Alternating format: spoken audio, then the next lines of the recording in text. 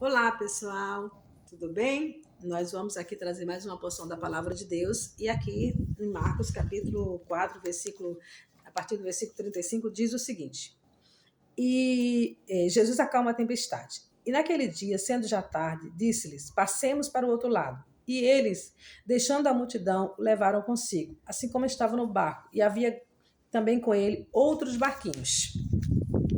E levantou-se grande temporal de vento, e subiram as ondas por cima do barco, de maneira que já se enchia.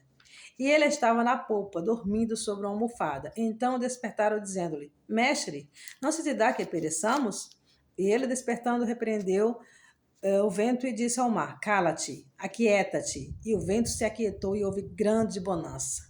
E disse-lhe: Por que sois tão tímidos? Ainda não tendes fé? Então sentiram grande temor e diziam uns aos outros: Quem é este que até o vento e o mar lhe obedece? Eu não sei qual momento que você vai estar ouvindo essa mensagem, mas se você estiver passando por alguma dificuldade ou uma provação muito grande, eu quero dizer para você que Jesus está no controle dessa dificuldade, tá? Tudo tem seu limite, tudo tem um tempo determinado para começar a prova e para terminar. Então, se você está passando por uma grande tempestade, não se preocupa. O Senhor diz: passemos para o outro lado, passemos. Eu teve uma situação na minha vida que eu passei e a mensagem que vinha na minha cabeça era sempre essa passagem. Sempre dizia Jesus dizendo assim: passemos para o outro lado. E eu dizia: não, eu vou passar. Eu vou passar por essa prova. Então, quando você passa por uma experiência difícil, você tem sempre experiências. E esses discípulos já tinham tido experiências com Jesus. E aqui eles não tiveram muito, né? Eles não confiaram no Deus que estavam com eles. Eles esqueceram por um momento. Quantas das vezes a gente esquece, né? Jesus está conosco, Jesus está ao nosso lado, Jesus está cuidando da gente.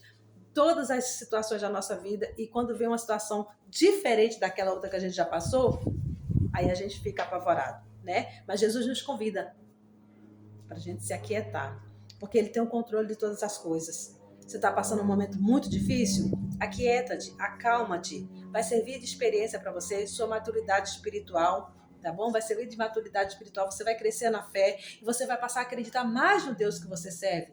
Porque Ele não disse para os discípulos: ainda não tendes fé? Ainda não tendes fé? Vocês não acreditam ainda em mim? Acalmem-se. Acalmem-se. E eles se acalmaram. E Jesus repreendeu o vento e o mar e eles ficaram assim: nossa! Não é assim que a gente fica quando Jesus faz as coisas pra gente? Não é? Mas ele quer que a gente já creia antes.